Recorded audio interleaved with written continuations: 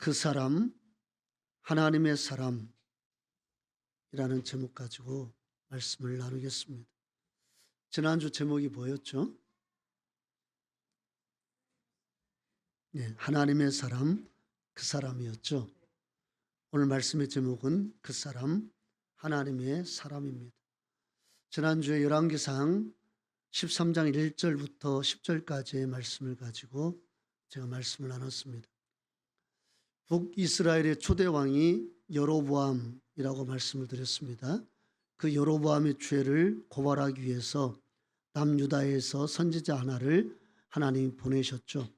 그런데 그 선지자를 향하여 성경은 하나님의 사람이라고 15번이나 열왕기상 13장 1절부터 32절까지의 말씀에서 강조하고 있습니다. 그런데 그가 노 선지자의 꾀임에 빠지기 시작하려던 그때부터 하나님의 사람이란 이 용어 대신에 그 사람이란 단어를 8번 사용하면서 그 사람이 지금 하나님의 사람에서 그 사람으로 바뀌고 있다는 것을 성경이 보여주고 있다라고 말씀을 전해 드렸습니다. 그래서 하나님의 사람이 그의 신앙이 느슨해지고 하나님 말씀에서 벗어나는 순간 하나님의 사람이 그 사람이 될 수 있다라고 말씀을 드렸습니다. 그런데 지난주에 그 전했던 말씀이 유튜브에는 올라와 있지 않습니다. 왜냐하면 음성이 지원이 안 돼서 제 모습은 열심히 설교를 하는데 음성이 하나도 들리지가 않아요. 지원이 안 돼서. 그래서 지난주에 이 말씀을 유튜브에 올리지 못했습니다. 죄송스럽게 생각하고 이 컴퓨터가 때로는 좀 시험에 들 때가 있어가지고 음성 지원이 안 될 때가 있더라고요. 이번 주에는 모르겠습니다. 자, 이제 오늘 말씀의 제목은 그 사람, 하나님의 사람입니다. 이제 11절부터 보면 말씀의 초점, 이 사건의 초점이 하나님의 사람에게서 이제 늙은 선지자, 노 선지자에게로 옮겨지고 있는 것을 우리가 볼 수가 있습니다. 11절에 베델에 한 어떤 선지자가 살았습니까? 늙은 선지자가 살더니 이렇게 말씀하고 있습니다. 베델에 선지자가 없었던 것이 아니에요. 늙은 선지자가 있었습니다. 그런데 하나님은 그를 쓰시지 않았습니다. 대신에 남유다에서 젊은 선지자를 뽑아서 북이스라엘 베델에 가서 하나님 말씀을 선포하게 했죠. 왜 하나님은 이 늙은 선지자, 이 노 선지자를 사용하지 않았을까요? 그는 이미 그 신앙과 믿음의 많은 부분을 잃어버렸기 때문에, 적당히 타협하면서 살았던 선지자였기 때문에 그렇습니다. 어떤 학자들은 그렇게 말합니다. 이 11절부터 등장한 늙은 선지자는 거짓 선지자다, 이렇게 주장하는 학자들도 있습니다. 왜냐하면 그가 하나님의 사람을 꾀임에 빠뜨려서 죽게 만들었기 때문에 그렇다라고 주장하는 학자들이 분명히 있고, 또 그렇게 설교하는 목사님도 계십니다. 그리고 이 본문의 말씀은 여기에만 등장해요. 이 노 선지자의 사건은 여기에만 기록되어 있기 때문에 이 말씀으로만 이 선지자가 거짓 선지자인지 아니면 하나님의 선지자였지만 믿음을 잃어버린 상태에 있는 선지자인지는 여기에 있는 본문을 통해서만 우리가 진위를 파악할 수가 있습니다. 근데 저는 그렇지 않다. 이 베델의 노 선지자는 거짓 선지자가 아니라 믿음을 잃어버린 선지자였다라고 저는 그렇게 보고 싶어요. 이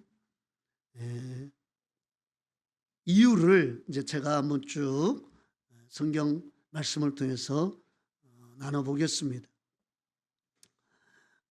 그가 만약 거짓 선지자였다면 하나님의 사람이 사자에게 죽임을 당할 때에 노래를 불렀겠죠. 그리고 잔치를 했겠죠. 그러나 그는 자기의 거짓말을 통해서 죽게 된 하나님의 사람을 보고 어떻게 합니까? 29절 한번 볼까요? 29절 읽어봅시다. 시작. 늙은 선지자가 하나님의 사람의 시체를 들고 나귀에 실어가지고 돌아와 자기 성읍으로 들어가서 슬피 울며 장사하되. 예. 여기 보면 이 하나님의 사람의 시신을 다른 사람이 나귀에 실은 것이 아니라 바로 이 늙은 선지자가 그 노구에도 불구하고 그 힘이 없는 자신의 몸을 통해서 손수 하나님의 사람을 나귀에게 실었습니다. 그만큼 이 늙은 선지자가 하나님의 사람을 귀하게 본 거예요. 그 다음에 또 어떻게 했냐면 슬피 울며 장사했다 이렇게 말씀하고 있습니다. 슬피 울었다는 거예요. 30절에서도 곧 그의 시체를 자기 묘실에 두고 오라 내 형제야 하며 그를 위하여 슬피 우니라. 예. 내 형제야 하며 그를 위하여 슬피 울었다라고 말씀하고 있습니다. 그 선지자와 나는 한 형제란 말이에요. 나도 선지자요 그도 하나님의 선지자. 나도 하나님의 선지자, 내 형제라는 겁니다. 그리고요 이 원어를 보면, 그리고 킹 제임스 한글 성경을 보면 그들이 그를 위하여 이렇게 말씀하고 있습니다. 그러니까 내 형제하며 그들이 그를 위하여 슬피 울었다는 거예요. 그러니까 노 선지자만 하나님의 사람의 죽음을 보고 슬피 운 것이 아니라 그 가족들과 주변에 있는 사람들과 같이 그렇게 하나님의 사람의 죽음 앞에서 슬피 울었다는 것입니다. 이것은 그 당시에 죽은 사람에 대한 최고의 예우였습니다. 그러니까 그 사람이 그 당시에 어떤 사람이 죽었을 때 일부러 나 혼자 슬피 울 수도 있지만 주위의 사람들을 모아서 같이 울게 하는 것, 같이 애도하는 것을 그 당시에 죽은 사람에 대한 최고의 예우로 알았습니다. 만약 이 노 선지자가 거짓 선지자였다면 이런 일을 한다는 것은 만무하죠. 이런 정황을 볼 때에 이 노 선지자는 거짓 선지자가 아니라 그냥 그 베델에서 거기에 살면서 믿음을 잃어버린 거예요. 그 열정을 잃어버린 것입니다. 그래서 우상 숭배하고 있는 여로보암을 향해 담대하게 죄라고 선포하지 못한 것입니다.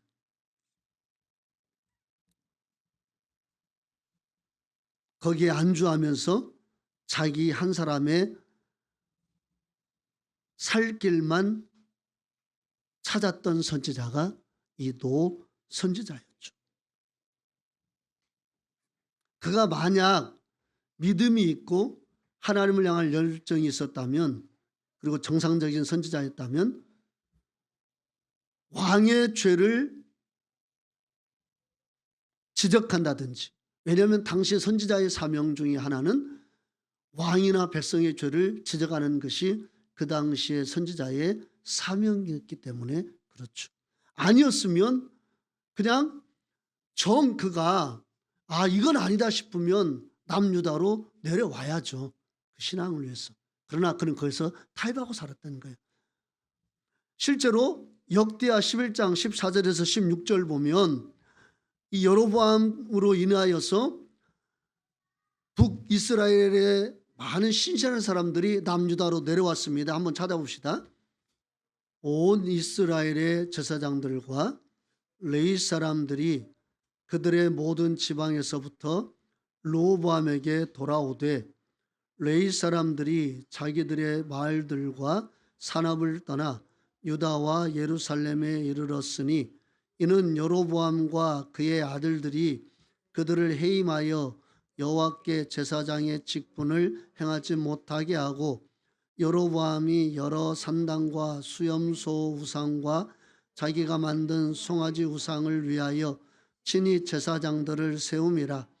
이스라엘 모든 지파 중에 마음을 굳게 하여 이스라엘의 하나님 여호와를 찾는 자들이 레위 사람들을 따라 예루살렘에 이르러 그들의 조상들의 하나님 여호와께 제사하고자 한지라.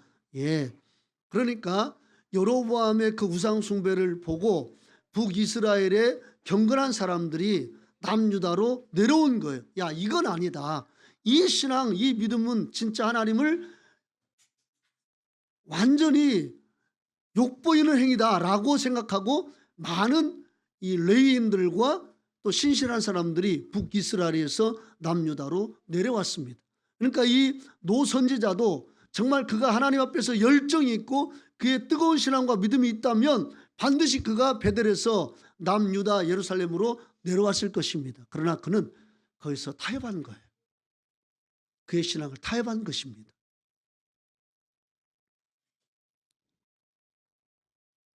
그래서 그가 결단력 있게 행동하지 못하고 그냥 그곳에 머물러 살고 있었던 거예요. 그래서 하나님께서 이 노 선지자에게 그 왕이 잘못한 것을 향한 그 죄를 고발하는 말씀을 선포할 수 있는 그 기회를 주시지 않고 남유다에 있는 선지자를 불러서 북이스라엘의 여로보암 앞에서 그 경고의 말씀을 전하게 했던 것입니다. 11절 보면 본문 열왕기상 13장 11절 보면 노 선지자는 자식들을 통해서 남유다에서 하나님의 사람이 와서 베델에서 행한 모든 일들과 여로보암 왕에게 한 심판의 말을 듣게 됩니다. 11절에 보면 이 그래도 선지자 직함을 가지고 이 늙은 선지자가 그 심판의 메시지를 이 자식들이 듣고 와서 전해주니까 그 메시지가 정말 사실인지 알고 싶어졌습니다. 아마 이 사건은 큰 반향을 일으킨 사건이었기 때문에 그 근처에 많은 사람들도 하나님의 사람의 그 메시지를 알게 되었을 것입니다. 그러나 그 하나님의 사람의 심판의 메시지를 많은 사람들에게 알려줬고 그들에게 그 소문이 퍼졌지만 그러나 하나님의 사람을 찾아온 사람은 이 노 선지자가 유일했습니다. 많은 사람들이 소문을 들었지만 그러나 그것으로 끝나고 하나님의 사람을 보기 위해서 찾아온 사람은 이 늙은 선지자가 유일했습니다. 그러니까 우리가요, 이 듣는 것은 대단히 중요합니다. 왜냐하면 듣는 것에서부터 믿음이 시작되니까. 그러니까 우리가 듣는 건 많이 들어야 되죠. 하나님 말씀을 들어야 됩니다. 그러나 우리는 듣는 것으로만 끝내서는 안 되는 것이죠. 이 귀로 듣는 것으로만 끝내면 역사는 일어나지 않습니다. 마음으로 들어야죠. 마음으로 받아야 됩니다. 마음에 그 말씀이 심겨지지 않으면 듣는 것으로는 아무런 일도 일어나지 않습니다. 자, 하나님의 엄중한 메시지가 하나님의 사람을 통해서 북이스라엘 여로보암과 주변에 있는 사람들에게 직접적으로 전해졌습니다. 그리고 그 소문이 주변에 퍼졌습니다. 그러나 그 엄중한 메시지가 선포됐을 때에 많은 사람들이 그 소문을 듣고 직접적으로 말씀을 들었지만 그 다음에 하나님의 사람을 찾아와서 그것이 진위 여부를 따져보고 진짜인지 가짜인지 진짜 어떻게 해서 하나님 말씀이 그렇게 들렸는지에 관해서 관심을 가진 사람은 오직 한 사람이에요. 노 선지자입니다. 우리가 다 말씀을 듣는 것 같아도 마음으로 내가 듣지 않으면 그 말씀은 주변에 있는 사람들이 듣고 잊어버린 것과 똑같은 거예요. 말씀은 씨앗과 같습니다. 마음이라는 밭에 심겨져야 드디어 거기서 싹이 나고 열매를 맺게 되는 것입니다. 이 시간 우리가 하나님 말씀을 들을 때에 귀로만 듣지 마시고 마음으로 들으시기를 바라겠습니다. 예수님 당시 종교 지도자들이 책망을 듣고 죄인들이 예수님의 인정을 받은 것은 종교 지도자들은 귀는 열었지만 마음은 열지 않았습니다. 그래서 누구보다도 예수님의 귀한 말씀을 들었지만 그들은 예수님을 죽이려고 했죠. 대신에 죄인들은 귀로만 들은 것이 아니라 마음으로 들었습니다. 마음으로 예수님 앞에 다가서니까 예수님의 그 말씀을 통해서 생명의 역사가 일어난 거예요. 우리가 번잡한 일들로 인해서 마음이 부산할 수 있지만 다 내려놓으시고 마음을 여시고 마음으로 하나님 말씀을 들으시고 집중하시기를 바라겠습니다. 귀와 마음을 여시기를 바라겠습니다. 하나님을 향한 목마름이 우리에게 있기를 원합니다. 야고보서 4장 8절 보면 이런 말씀이 있죠. 하나님을 가까이 하라. 그리하면 너희를 가까이 하시리라. 아멘. 예. 하나님을 가까이 하라. 그리하면 너희를 가까이 하시리라. 여기에는 분명히 그리하면이라는 조건의 말씀이 있는 것을 우리가 봅니다. 우리가 먼저 하나님께 가까이 가야 그분도 우리를 가까이 하여 자신을 계시해 주신다는 겁니다. 그러니까 복음은 우리가 가까이 한다고 해서 주신 것이 아니에요. 하나님의 은혜의 복음이라고 말씀하고 있는 것은 무조건적으로 우리가 하나님을 가까이 하지 않았지만 우리 인간을 구원하기 위한 하나님의 열심이, 그 열정이 우리에게 은혜의 복음을 주셨습니다. 그러나 이제 그 주신 복음을 이번에는 이제 조건이 붙어요. 첫 번째는 조건이 붙지 않아요. 복음은 조건이 붙지 않습니다. 복음은 인간이 싫어하든 좋아하든지 인간이 하나님을 가까이 하든지 가까이 하지 않든지 간에 인간을 구원하기 위한 하나님의 열심이 복음을 주셨어요. 그러나 복음을 주고 난 다음에는 이제 하나님이 보십니다. 나를 가까이 하는 자. 그리하면 내가 그에게 은혜를 베풀겠다는 겁니다. 여기에는 조건이 붙어요. 복음을 주시는 것에는, 은혜를 주신 것에 관해서는 조건이 붙지 않지만 이제 그 은혜가 사람들에게 주어졌을 때는 반드시 조건이 붙습니다. 내가 하나님을 가까이 하면 그 가까이 하는 걸 통해서 하나님의 놀라운 것들이 우리에게 주어지게 된다라는 거예요. 그러니까 우리가 마음을 여는 것은 대단히 중요한 것입니다. 마음을 열어야 그 마음을 연 것으로 인해서 하나님이 우리를 가까이 하시는 거예요. 존 비비어라는 사람이 있습니다. 그 사람이 아주 유명한 책을 많이 썼는데 열정이라는 책을 그 사람이 썼는데요. 기독교 작가 중에 아주 유명한 작가입니다. 이 존 비비어가 열정이라는 책에서 이렇게 말했습니다. 성경의 모든 약속은 다 조건이 있다. 그 조건이 충족되지 않으면 무효가 된다. 이렇게 써놓았습니다. 그렇죠. 하나님의 약속들은 다 약속이 있습니다. 하나님의 약속을 우리에게 무조건적으로 주셨지만 약속을 받은 우리는 이제 그 약속을 가까이 할 때만 그 약속 안에 거하게 되는 거예요. 약속이 주신 약속을 우리가 받아들이지 않는다면, 그 조건이 충족되지 않는다면 약속은 무효가 되는 거예요. 하나님이 신실하지 못해서 그런 것이 아니라 우리가 신실하지 못해서 그런 일들이 벌어지는 겁니다.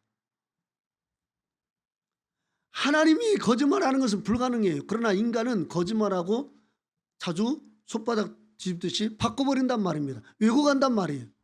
그래서 그 약속들이 충족되지 않으면 그게 무효가 되는 거예요. 하나님에게 문제가 있는 것이 아니라 우리에게 문제가 있는 것이죠. 여러분, 은혜를 받고 싶습니까? 은혜의 자리로 가야 됩니다. 그래야 은혜를 받을 수가 있어요. 조건이 충족돼야 돼요. 말씀을 통해서 내가 뭔가 새로워지고 싶습니까? 말씀을 들어야죠. 듣지 않고 어떻게 내 삶의 변화를 우리가 바라볼 수가 있겠습니까?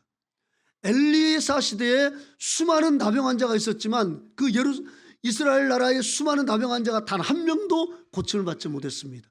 오직 이방인이었던 나아만 한 사람만 고침을 받았습니다. 그가 어떻게 해서 고침 받았습니까?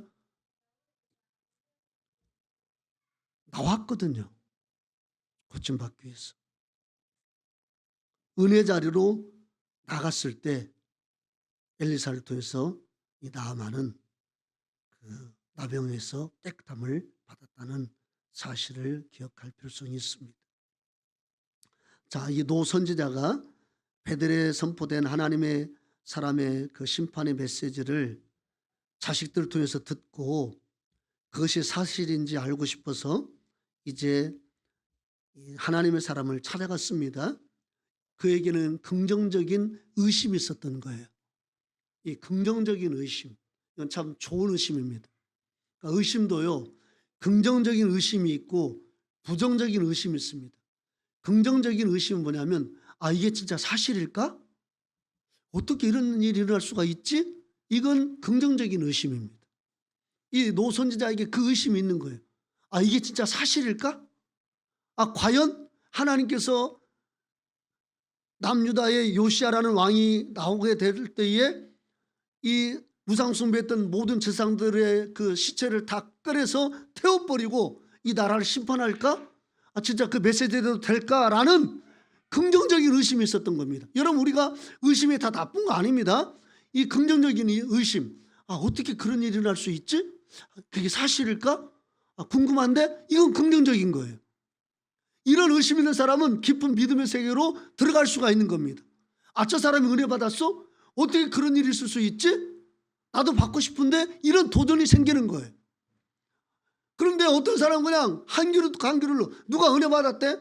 관심 없어.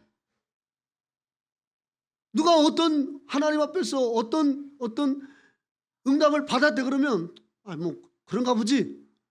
이런 사람이 있는가 하면 아예 그냥 관심 놓는 사람도 있고, 아예 그냥 오히려 뒤에서 욕하는 사람도 있죠.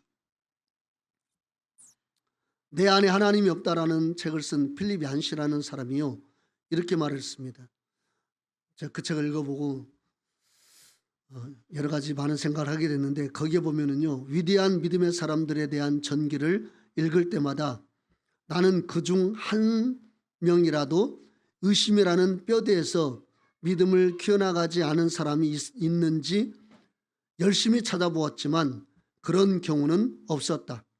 그들은 모두 의심이라는 뼈대에서 시작해 신앙을 키워나갔고, 그러다가 어느 순간이 되면 의심의 뼈대는 사라지고 더 이상 모습을 드러내지 않았다. 그러니까 성경의 믿음의 사람들이 의심이 없었던 것이 아니에요. 의심이 있었습니다. 그러나 그들의 의심은 긍정적인 거예요. 어떻게 그런 일이 일어날 수 있지? 어떻게 이런 일이 일어날 수 있을까? 와, 궁금한데? 나도 뭔가 확인해보고 싶다 라는 사람들이 예수님께 모여들어서 그 사람들이 제자가 된 거예요. 그 사람들이 하나님 나라의 진정한 사역자들이 된 것입니다. 그러니까 정말 우리의 문제는 뭐냐면 의심이 아니라 무관심이에요. 무관심이 진짜 문제입니다. 하나님을 믿는다고 하지만 하나님에 관한 무관심, 하나님의 뜻에 관한 무관심, 하나님이 어떤 일을 이루고 싶은가에 관한 무관심, 이게 진짜 문제이지 의심은 문제가 아니에요. 의심은 그 안에 뭔가 욕구가 있기 때문에 그렇습니다. 뭔가 하나님의 뜻대로 살고 싶은 욕구가 있으니까 그런 의심도 나오는 거예요. 우리에게 긍정적인 의심에서 시작해서 깊은 믿음의 세계로 나아가는 저와 여러분들이 되시기를 바라겠습니다. 부정적인 의심도 있어요. 설마 그렇게 되겠어? 이건 부정적인 의심이에요. 어로 끝나는 건 되기가 부정적인 의심이에요. 되겠어? 진짜일까? 어떻게 그럴 수 있지? 까나 지로 끝나면 대부분 긍정적인 의심이고, 어로 끝나면 부정적인 의심.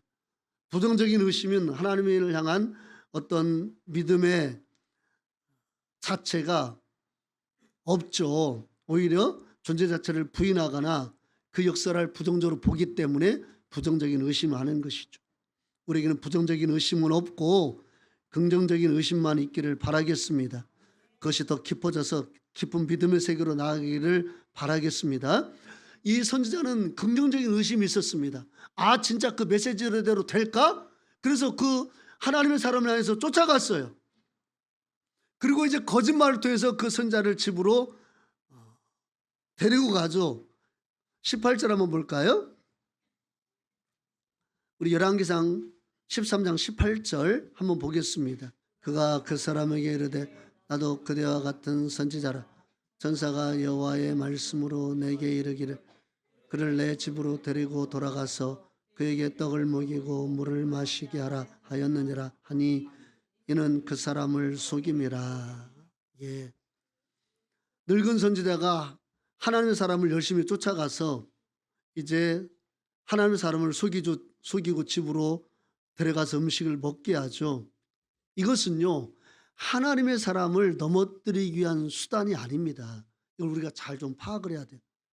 만약에 하나님의 사람을 넘어뜨리고 죽이기 위한 수단이라면 이 늙은 선지자는 나쁜 사람이죠. 그러나 그렇게 한 이유는 정말 이 사람이 하나님의 사람인가 확인하고 싶어서 그런 거예요. 하나님의 말씀이 정말 사실인지 보고 싶었던 것입니다. 그게 아니라면 이미 말씀이 선포되고 돌아가는 이 사람을 넘어뜨릴 이유가 없는 거예요. 그런데 놀라운 일이 벌어집니다. 하나님의 사람이 늙은 선지자가 주는 음식을 먹고 난 다음에 이제 늙은 선지자에게 하나님의 말씀이 임해서 하나님의 사람에게 심판의 메시지를 전하죠. 21절, 우리 21절 보겠습니다. 읽어봅시다. 시작. 그가 유다에서부터 온 하나님의 사람을 향하여 외쳐 이르되 여호와의 말씀에 내가 여호와의 말씀을 어기며 내 하나님 여호와께서 내게 내리신 명령을 지키지 아니하고 돌아와서 여호와가 너더러 떡도 먹지 말고 물도 마시지 말라 하신 곳에서 떡을 먹고 물을 마셨으니 내 시체가 내 조상들의 묘실에 들어가지 못하리라 하셨느니라 하니라. 예. 여로보암에게 심판의 메시지를 전하러 왔던 하나님의 사람이 이제 늙은 선지자를 통해서 심판의 메시지를 받고 있습니다. 그리고 하나님의 말씀대로 하나님의 사람은 말씀을 어긴 죄로 유다로 돌아가던 중에 맹수인 사자에게 찢겨서 죽임을 당하죠. 노 선지자의 예언대로 되었습니다. 제가 지난주에 말씀드렸습니다. 왜 그래도 사명을 감당한 이 젊은 선지자를 그렇게 사자에게 찢겨 죽게 하셨냐. 그 말씀이 엄중하니까 그런 거예요. 그 심판의 메시지가 너무 엄중하기 때문에 그 엄중한 메시지, 하나님 메시지를 격감시키지 않기 위하여서 하나님이 그렇게 엄한 벌을 이 하나님의 사람에게 내리신 것입니다. 그만큼 그 메시지가 엄중하고 무섭다는 것을 드러내신 거예요.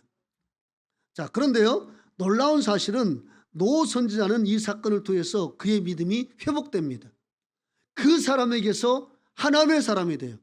제가 말씀드렸죠. 이 젊은 선지자는 하나님의 사람에서 그 사람으로 계속 바뀌고 있는 반면에 이제 이 늙은 선지자는 그 사람에게서 하나님을 느슨하게 섬기고 믿음을 잃어버렸던 그 사람에게서 이제 하나님의 사람으로 바뀌어갑니다. 믿음이 회복돼 가요. 31절 보면 이런 말씀이 있죠. 한번 읽어봅시다. 그 사람을 장사한 후에 그가 그 아들들에게 말하여 이르되 내가 죽거든 하나님의 사람을 장사한 묘실에 나를 장사하되 내 뼈를 그의 뼈 곁에 두라. 아멘. 내 뼈를 그의 뼈 곁에 두라고 유언을 미리 합니다. 유언이에요. 이 노선지자의 유언의 메시지입니다. 가장 중요한 메시지. 하나님의 사람을 장사한 그 묘실에 둬라 나를. 그 이유가 32절에 있죠. 읽어봅시다. 시작. 그가 여호와의 말씀대로 베들에 있는 제단을 향하고 또 사마리아 성읍들에 있는 모든 상난들을 향하여 외쳐 말한 것이 반드시 이룰 것임이니라. 아멘. 예. 이것 때문에 그가 유언했고 하나님의 사람이 묻힌 곳에 자기도 묻혀달라고 한 것입니다. 그럼 자기 시신이 보존될 것을 그가 알았어요.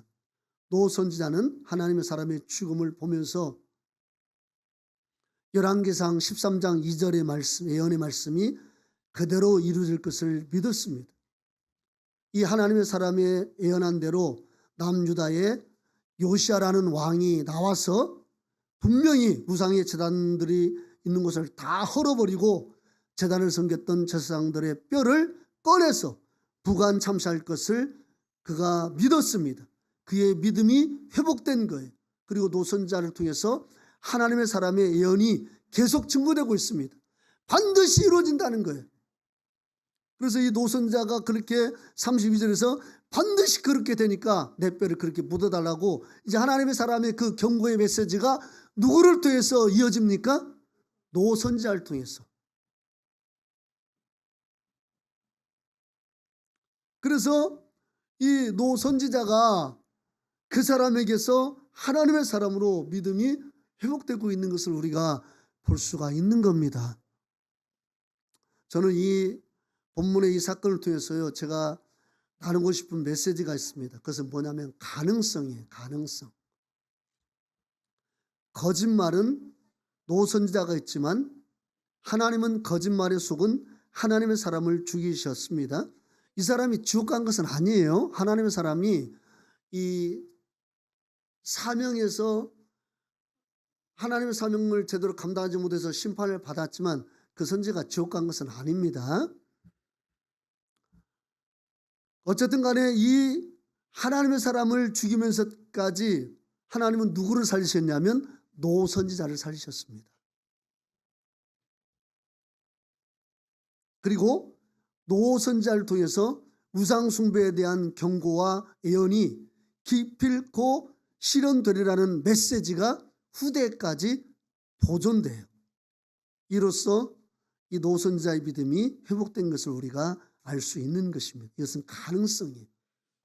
우리 중에 누구든지 그 사람이 하나님의 사람으로 설 수 있는 가능성을 노선지자를 통해서 우리가 볼 수가 있는 것입니다. 여러분, 우리는 새롭게 될 가능성이 있습니다. 아멘. 이번에 제가 어제 전주를 갔다 왔지 않습니까? 제 어머님이 제 손을 꽉 잡고 이렇게 말씀하세요. 아이고, 내가 좀 더 빨리 믿을 걸, 내가 좀 더 젊었을 때 믿었으면 얼마나 좋았을까 하면서 제 손을 잡고 이런 후회를 하시더라고요. 그래서 제가 그렇게 말씀드렸습니다. 어머님 지금 듣지 않았습니다. 제가 그렇게 말씀을 드렸어요. 예전에 우리 아버님 어머님의 모습을 보면 가능성이 보이지가 않았습니다. 사모도 막 3일 금식 기도하면서 저도 막 금식하면서 가서 전했어요. 제발. 그런데 그때는 그게 통하지가 않았는데 지금은 그렇게 말씀하신 것을 듣고, 아, 그래, 이런 또 은혜가 있구나라는 걸 통해서 제가 새로운 또 감동을 받았는데요. 물론 그렇지 않을 수도 있지만 어쨌든 간에 우리는 누구를 어떤 사람들이든지 볼 때에 가능성을 놓쳐서는 안 됩니다. 아멘. 누구든지 새로워질 수 있어요. 누구든지 다시 바로 설 수 있습니다. 누구든지 온전한 믿음으로 하나님 앞에 영광 돌릴 수 있습니다.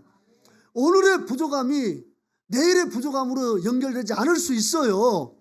과거에 그 사람이 어떻고 현재 어떻든지 간에 미래는 얼마든지 바뀔 수 있는 가능성이 있다라는 것입니다. 내 몸도 그렇고 마음도 그렇고 내 주위에 내가 알고 있는 사람도 그렇습니다. 얼마든지 가능성이 있는 거예요. 이 늙은 선지자가 그 사람에게서 하나님의 사람으로 변모된 것처럼 우리 역시 그러한 가능성이 얼마든지 있다라는 사실을 우리가 믿음으로 받아들이기를 원합니다. 이 성도는 이래서 안 되고 저 성도는 저래서 안 되고 그 성도는 그래서 안 되고 뭐 이래서 안 되고 저래서 안 되고 그래서 안 되고 요래서 안 되고 이런 안 된다는 마음보다 가능성을 우리가 보고 가능성을 향해서 선포하기를 원합니다. 우리 요한복음 1장 42절 보세요. 데리고 예수께로 오니 예수께서 보시고 이르시되 내가 요한의 아들 시몬이니 장차 게바라 하리라 하시니라. 게바는 번역하면 베드로라. 게바는 아람어죠. 베드로는 헬라어입니다. 반석이란 말이에요. 갈릴리에 살고 있는 가난한 어부였습니다. 그가 그의 현재 모습이, 그의 과거는 별 볼 일 없는 사람이었고 현재도 별 볼 일 없는 베드로였습니다. 그런데 그 베드로에게 무엇이 있습니까? 장차가 있어요. 장차. 그러잖아요. 장차 개발하리라. 장차. 내일에 대한 기대가 있었다는 것입니다. 우리에게도 이 장차가 있기를 바라겠습니다. 내 주위에 있는 사람, 장차가 안 보이는데 예수님처럼 장차를 볼 수 있었으면 좋겠습니다. 실제로 베드로가 반석이 되었잖아요. 진짜 초대교회에 교회를 세우는 반석 같은 일꾼이 되었잖아요. 누구나 과거와 현재의 모습이 전부가 아닙니다. 베드로의 현재 모습은 어부였고 과거의 모습은 별 볼 일 없었습니다. 그러나 예수님은 장차를 보셨어요. 사람에게는 반드시 미래가 있습니다. 장차가 있습니다. 그러므로 현재의 그 부족한 모습을 가지고 우리가 낙인을 찍을 수는 없어요. 찍어서는 안 됩니다. 항상 가능성을 열어둬야 됩니다. 요한복음 4장에 보면 이 사마리아 여자가 나오죠. 남편이 5 있었고 18절 보면 지금 있는 자도 내 남편이 아닌 그러한 참 어려운 현재를 살아가는 그러한 여인이 있었습니다. 예수님께서 그 여인을 일부러 찾아가셨죠. 왜 여인을 일부러 찾아가셨습니까? 이 여인에게 장차가 있었기 때문에 그래요. 이 여인이 어떻게 합니까? 예수님 만나고 예수님이 메시아라는 것을 알고 물동이를 버려두고 어떻게 해요? 28절에 보세요. 여자가 물동이를 버려두고 동네에 들어가서 사람들에게 이르되, 읽어봅시다. 시작. 29절. 내가 행한 모든 일을 내게 말한 사람을 와서 보라. 이는 그리스도가 아니냐 하니. 예. 이 여인이 이제 자기의 수치스러운 과거를 뒤로하고 어디로 갑니까? 동네로 들어가서 사람들에게 예수님을 소개합니다.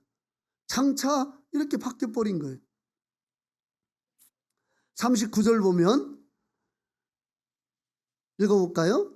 여자의 말이 내가 행한 모든 것을 그가 내게 말하였다 증언하므로 그 동네 중에 많은 사마리아인이 예수를 믿는지라. 예수님을 만나기 전 이 여인에게는 장차가 없었습니다. 그저 사람들이 봤을 때 남편 5 있었고 지금 있는 자도 자기 남편이 아닐 정도로 살아가는 그런 정도의 여인이었어요. 그러나 예수님을 만나니까 그 여인에게 장차가 생겼습니다. 그래서 사마리아 사람들을 다 예수님 앞에 나오게 해서 예수님을 믿게 했던 그 사람에게서 하나님의 사람에게 변화되는 놀라운 은혜가 이 여인에게 있었던 것이죠. 여러분, 우리가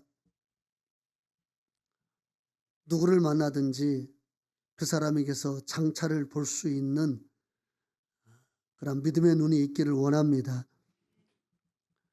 지금은 부족하고 과거는 형편없었지만 미래에 얼마든지 새로워질 수 있다는 그러한 장차를 볼 수 있는 저와 여러분 되기를 바라겠습니다. 자, 이 사도 베드로 그리고 사마리아 여인 이들이 완전히 바뀌게 된 비결이 무엇입니까? 예수님을 만났기 때문에 그렇죠. 예수님을 만났기 때문에 시몬이 베드로가 되었고 이 부정한 여인이 정결한 여인이 되었고 전도자가 되었습니다. 아무리 뛰어난 능력을 가지고 있어도 주님을 만나지 못한다면 그것은 자기 욕구만을 채우는 도구가 될 것입니다. 그러나 보잘것없는 인생이라 할지라도 예수님을 만나면 그 인생이 달라지고 미래가 환하게 열리게 된다라는 사실입니다. 아멘. 전능하신 예수님을 깊이 만나면 어떤 사람이든지 새롭게 됩니다. 그 새롭게 될 가능성은 예수님을 향해 우리의 마음을 열 때 드러나게 되는 것입니다. 가능성이 실체가 되기 위하여서 필요한 것은 마음을 열고 예수님을 만나고 싶은 열망이 생기는 것입니다. 여러분, 우리의 마음을 열고 우리가 예수님 만나고 싶은 열망을 가지고 주님을 찾는다면 예수님은 멀리 계시지 않습니다. 우리를 만나주시고 우리 인생을 전혀 새롭게 해주실 것입니다.